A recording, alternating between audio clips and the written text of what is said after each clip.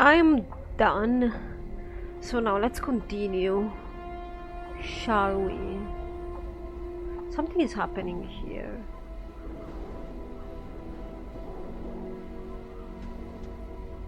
Hello?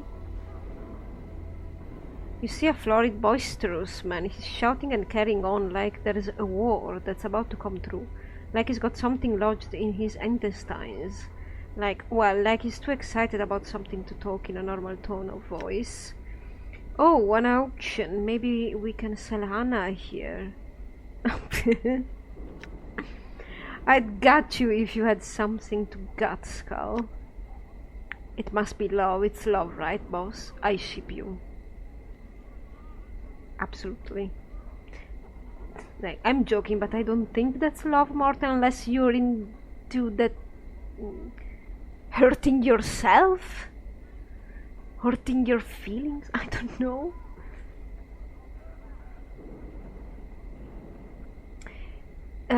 Leave it off, you two. I need to ask some questions here.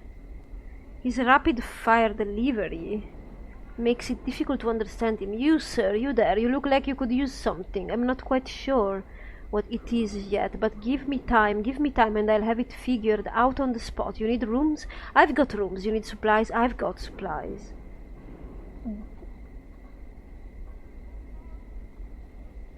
I'd like to sell something to you? What are you selling? Do you... I got oh my god, this is cheese. Can I give cheese to Marrow friend? What was that his name? Ah, yes. You take all this rubbish. There. Ooh, we never identified the thing. Now I remember. No. The rest is quite fine. We could sell this scalpel. I'm attached to it. I'm personally attached to it. What else, though? You're just a merchant?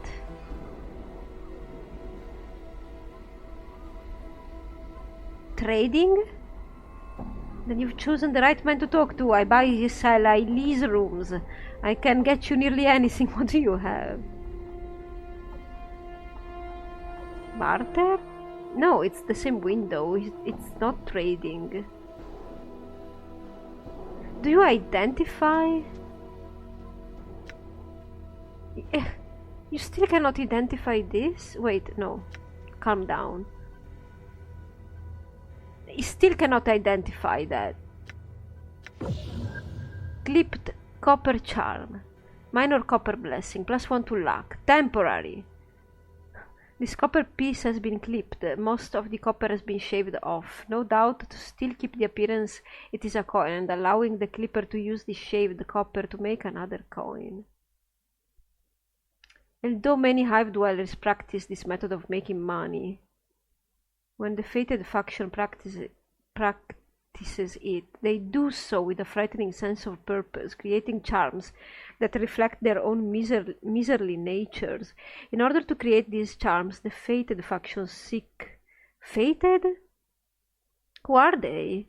Seek out failed business owners and other individuals who once possessed great wealth, then had a reversal of fortune and were left destitute.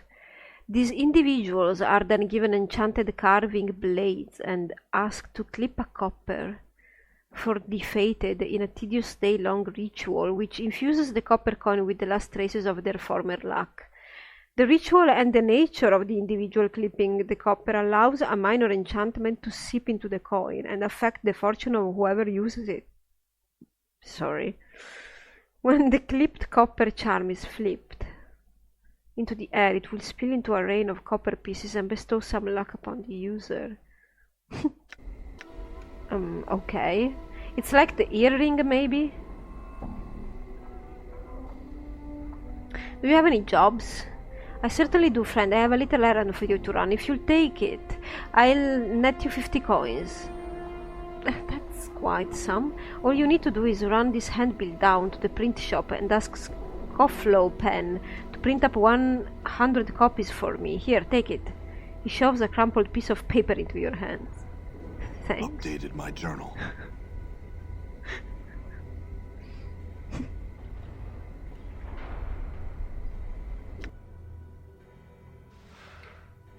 Giltspur's handbill. This is the handbill Giltspur asked you to deliver to a Scofflow pen for printing. It's nothing special, only a little promotional note for Giltspur's auctioneering services. Come all to Giltspur auctions. And so forth. It's not much to read, but it certainly reflects his personality accurately. Let's do this right now. My lungs feel like a chimney. That's an exit. I don't want to exit yet. There's still a lot of stuff we can do around here. We have to talk with this guy. Hey, adorable things. They purr. That's why I like them. And we need to talk with these people. Probably.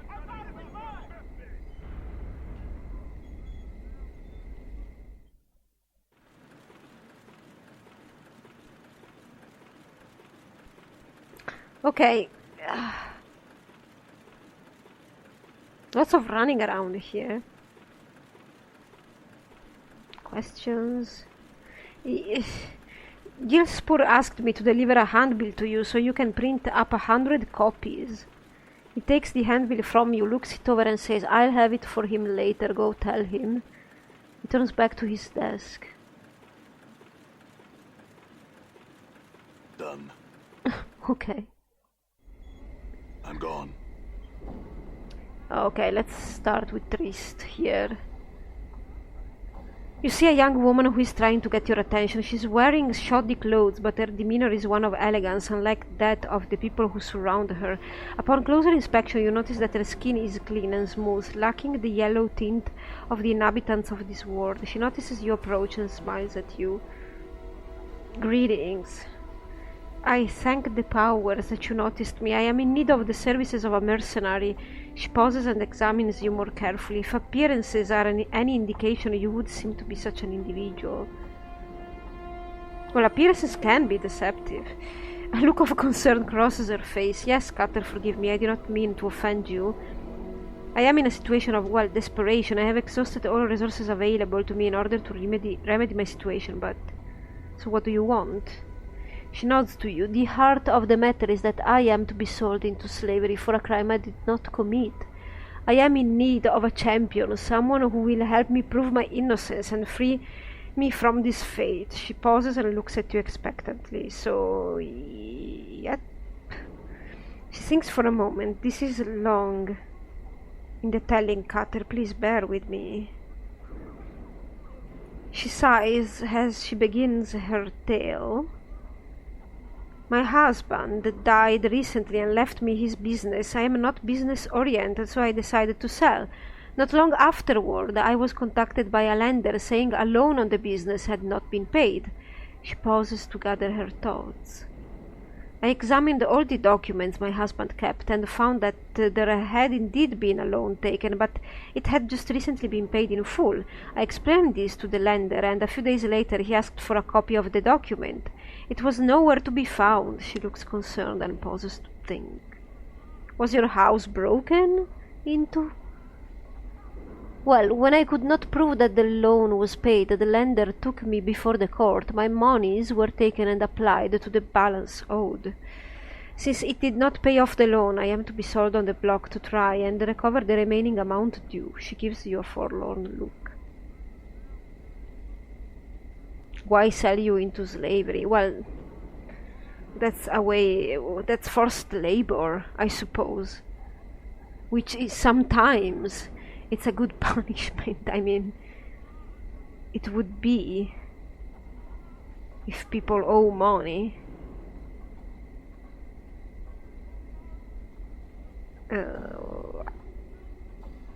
Sell you into slavery. She shrugs. It serves many purposes. First, it keeps the prison relatively clear of all. Exactly. Also that, you know. but the vilest criminals. Second, the sale of the convicted is used to pay for any damages, costs or fees involved in the case. Finally, the convicted still serves a sentence from which they are eventually released, supposedly as a better citizen. Yeah. I mean, maybe slavery is not the right word. Well, technically it is, but if you done something, then it's almost alright. But she done nothing. I need someone to find the missing document, the one that proves the loan was paid. Or if you could purchase my contract, I could pay you back. She gives you a pleading look. I can't spend the next 5 years of my life in this world, Cutter. It will kill me. Surely you've noticed the illness shared by all who live here. The yellow skin and coughing? She nods her head. Yes, Cutter, please, can you find it in your heart to help me? She looks at you nervously, please. Yeah, well, I suppose it's because of the bad air.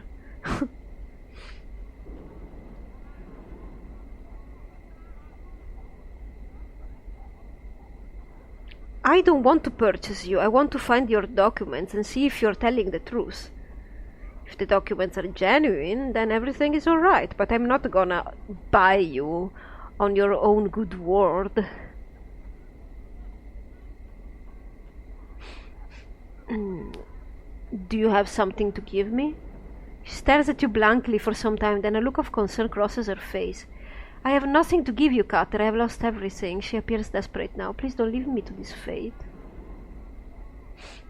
I need to think about this.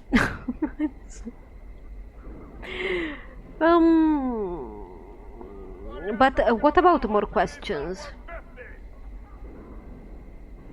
Oh, do I need to accept the requests? Yeah, I have to remember that maybe in this game I need to accept the quests for them to, you know, activate properly.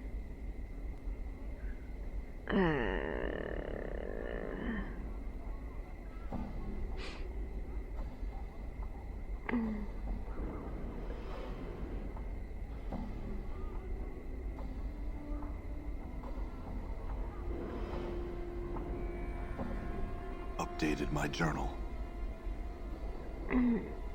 Oh, I have accepted then? What's the lender's name? I know his name well, Cutter. After all I have been through, I will not likely forget it. She gets a faraway look and then shudders for a moment. Byron Pickett is his name. She pauses for a moment. And his associate? Maybe someone named Lenny. I see. Lenny. She thinks for a moment. There was a small, feral-looking man who came to court a few times.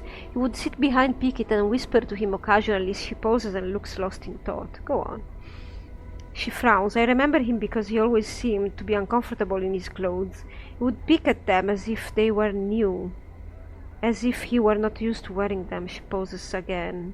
On one such occasion, Pickett told him to sit still and stop fidgeting. He called him Lenny.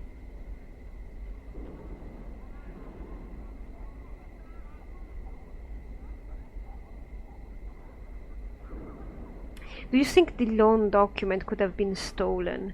She shrugs. I don't know. Why would anyone steal that, yet leave other valuables be? It makes little sense to me. Really? Well, if Byron is making money from you like this, like with this scam, because I think this is a scam. I think Byron scammed her husband.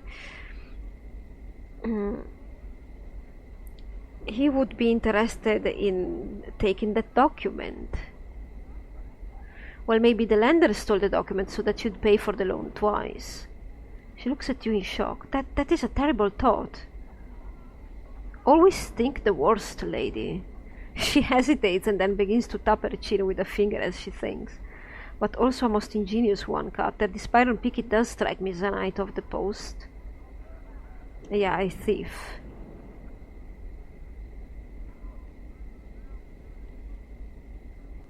Have you explained any of this to these courts you spoke of? She nods her head. Oh yes, Cutter, I've explained my situation to many. You are the first to be willing to help me. What is the law here? You see a boisterous auctioneer. He's very animated and does a lot of shouting, yelling and stomping. He seems to have a tendency towards melodrama and makes a lot of strange facial expressions as he waves his arms. Greetings. He glances at you and motions to the crowd that he's taking a break. Well, 1,000 greetings do I bestow on you, sir. He does a double take when he notices your scars. You know, I take one look at you with my discerning eye and I see a man in the market for some healing charms. You have healing charms? I clicked questions. Alright.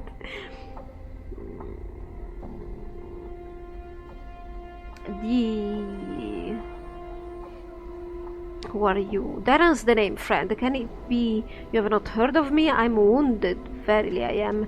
His smile is wider at the feigned wound. No one finer or more well known for bringing people who want people a little closer together. He points to the rear of the auction block where a group of people stands in chains. Do you be wanting someone, friend? Not really.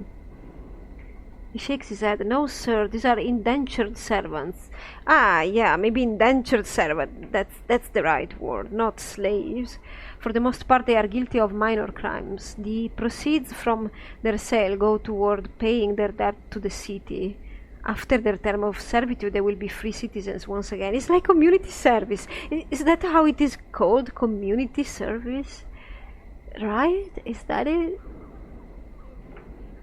I don't know, maybe I said the wrong word, but...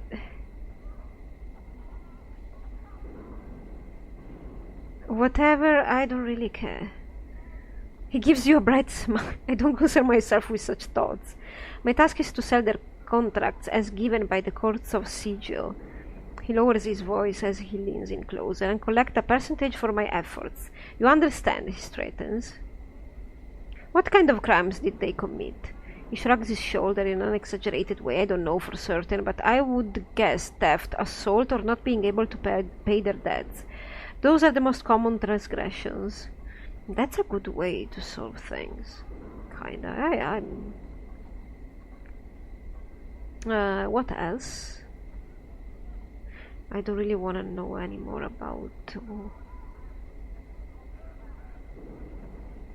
Siege Tower, Open Air Market, Foundry, the workshop of all creation, where steel and a person's soul is shaped into works of art, and creation itself can be changed within its walls. So say the godsmen.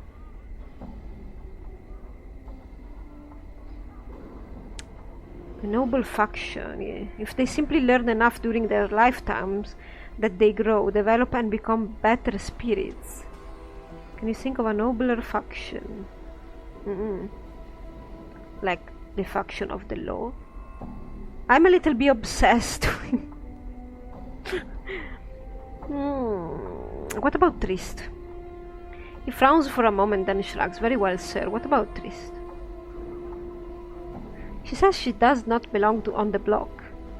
He sighs, then frowns at you. Would you say otherwise if you were in her shoes? He shakes his head. Well, maybe if I am a responsible person and I've done something wrong, maybe I would just, do my job. I mean, as long as... the problem with this system is abuse under indentured servitude. That's what... Like, this... you need to monitor what happens to the indentured servants and the people who take them. Definitely, there needs to be some sort of control. But it could be a very useful system. I've heard her story, sir. Although I sympathize with the lady, there is nothing I can do without evidence to back her up. What if I can prove she's innocent? He laughs and looks at you mockingly. As an agent of the courts, I could go before them with new evidence and have all judgments against Trist reversed. Do you have such evidence? Not now. He nods his head. Do you intend to seek such evidence on behalf of Miss Thirst? Well, yes. I suppose I've accepted the request. He stares at you for a moment, trying to gauge your seriousness. Very well.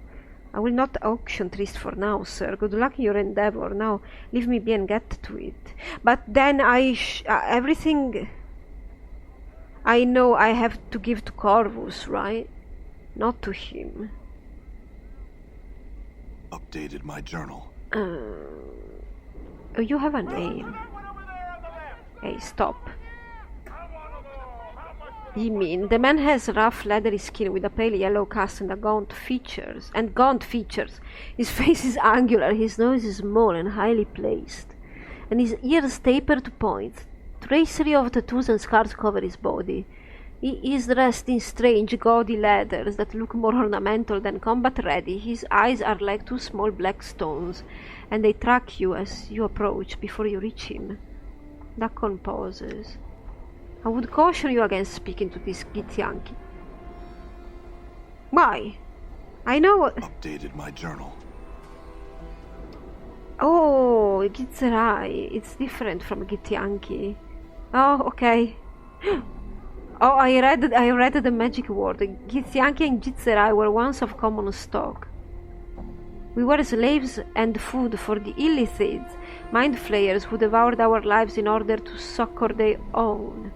One of our ancestors, the warrior Queen Jitz, led us to victory against the Illithids, and we escaped. We have waged an ending war on the mind flayers ever since. However, there was disagreement over the future of our people. Upon the blasted plains, our leader Zertimon made the pronouncement of two skies and still was bared.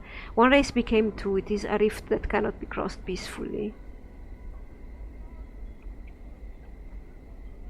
But what about just speaking to him? Dakon nods. Okay. Morten rolls his eyes. Fools rush in. The Githyanki has been watching your approach and seems to ignore you entirely. Dakon, who wails on the walls of Shraktlor, an unexpected surprise. He draws his weapon. Dakon also draws his blade. Ye mean your blood shall corrode the flagstones of the street. But you two know each other? Can you just stop, guys? Dakon speaks to you, though he never takes his eyes off his opponent. Hold fast and do not stand between our blades. Let it go. Dakon speaks to the Githyanki. Ye mean this is not a place of battle. The entire multiverse is our battlefield, dog. There are no sanctuaries, there is no peace, you shall die.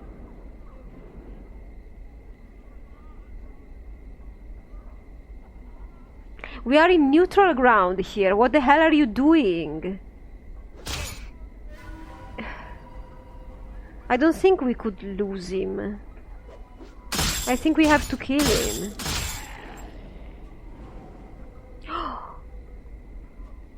No, are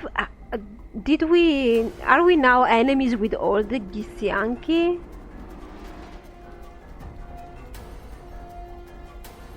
Like all of them? I don't know if I want that. Alright then, I will have a talk with Dakon maybe later, but now we've talked with them, now let's try solving the problem in here. Done. Lena is the supervisor, right?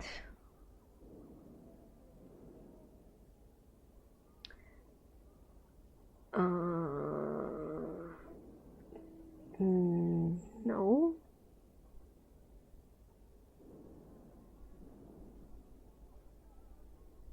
What about you? I'd like to claim something. And what was it you were looking for exactly? I was told that I could retrieve some plans for a tomb here. Plans for a tomb? You don't look dead, sir. Not that it's any of my business if you are. Here are your plans, sir. Can I get your anything else? What?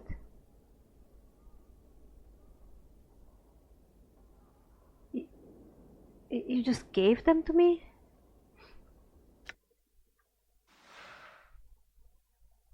These are the plans of a custom-made tomb. Stenciled proudly across the top edge are the words "engineered for eternity." Use? The plans would make more sense if you were in the tomb itself. You could then make direct comparisons between the plans and how they were implemented. Okay. I'm gone. But...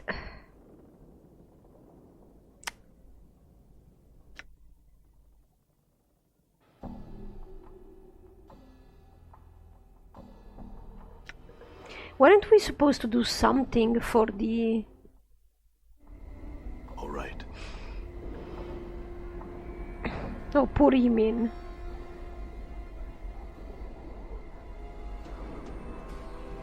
I don't know if I want to be hostile to his faction. Yet. Maybe I will be. To his faction, not really his faction, but his...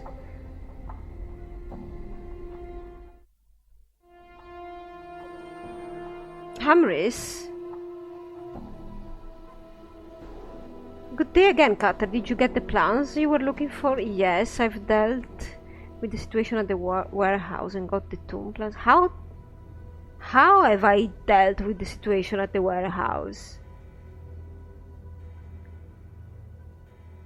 How? I didn't do anything. There was no situation. Updated my journal.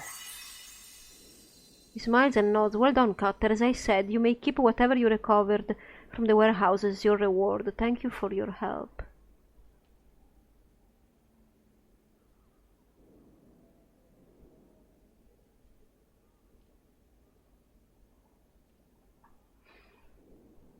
Dimitri, I think I'm going to help you with your problem. You can almost sense a feeling of relief emanating from the zombie. Dimitri, thank you, friend. I think I may have found a talkative person for this guy. Maybe it's not a good idea to put two talkative friends together. Two talkative friends, two talkative people. I don't know, I will try. If you keep bobbing about, Skull, I'm gonna mount you in the end of a pike. Marta, you're not answering back? I'm worried. Okay, let's see what happens here. Can you train me in the art? Yeah, maybe, if I was a mage. Questions. Can I talk to you about Dimitri? He stares at you for a moment and then sighs. What about Dimitri, Cutter? He wants to be released from his curse. He gives you a surprised look and then waves you off. I find that hard to believe, Cutter. Dimitri doesn't have the mental power to desire anything. He frowns for a moment. Did that idiot Hamris put you up to this?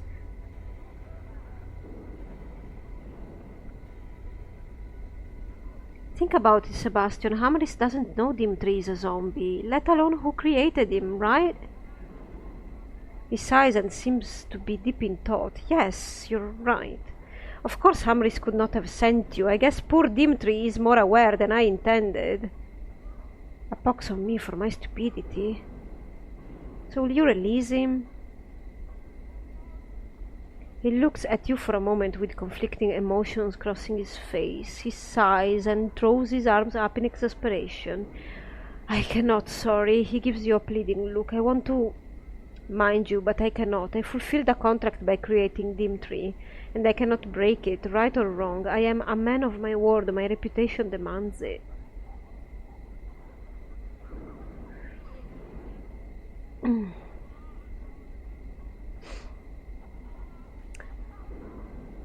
Who contracted you? Well, I don't suppose he will be able to tell me.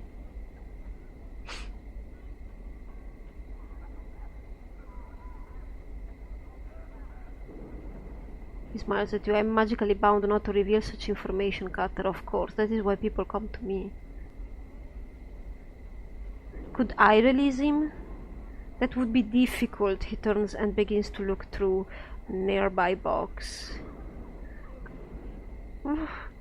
After a moment he removes a book which he sets down in front of you. First, you'd have to have some magical aptitude. Second, you'd have to be able to properly speak the words you find on page 23 of this book. What? Last, you'd have to touch Dim-Tree just as you feel the power of the words culminate within you. He turns his back on you and rummages through another box. I couldn't allow you to read that book, however. It'd be tantamount to my breaking my word through the actions of another. He continues poking through the box, ignoring you.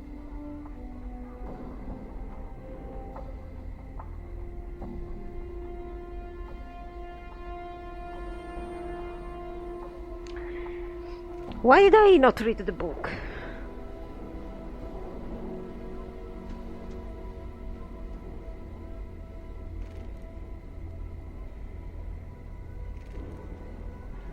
Maybe I should read the book. What happened to me?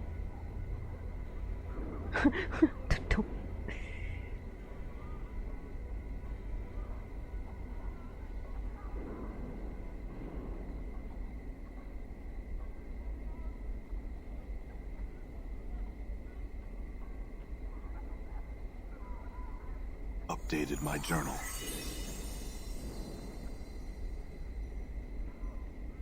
So, what happened?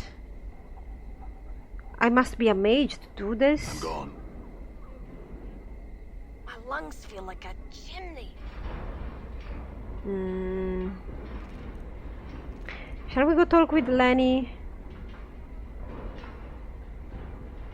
I don't know, do I talk to him first or do I talk to the other guy first? Maybe I should talk with the other guy first, but let's try.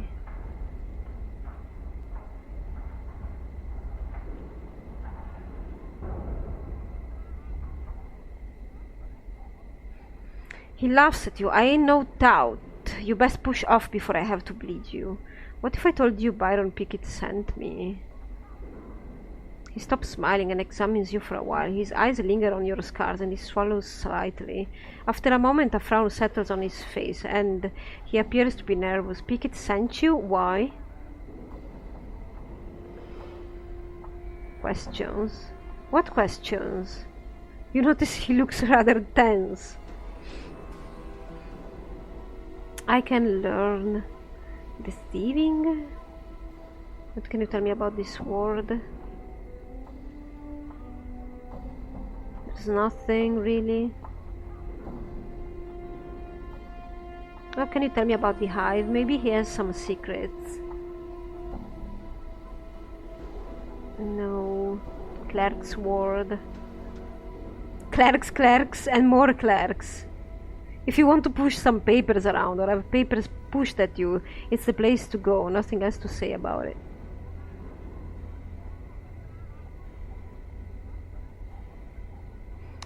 I want to ask you about the papers you stole from Trist. He swallows hard and stares at you. You notice his muscle tense and it looks like he's ready to run. He puts one hand on his hip in a nonchalant manner, but you can tell he's wound tight as a spring. I don't know what you're talking about, Berk. You'd best be off.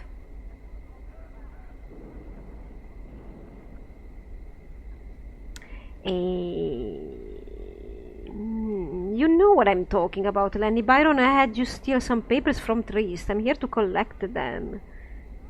He swallows hard, and the corner of one eye starts to twitch. He glances at the scars that cover your body, then tries to meet your gaze, but cannot. Collect them. I destroyed the papers after I nicked them, just like Byron told me to. He finally meets your gaze.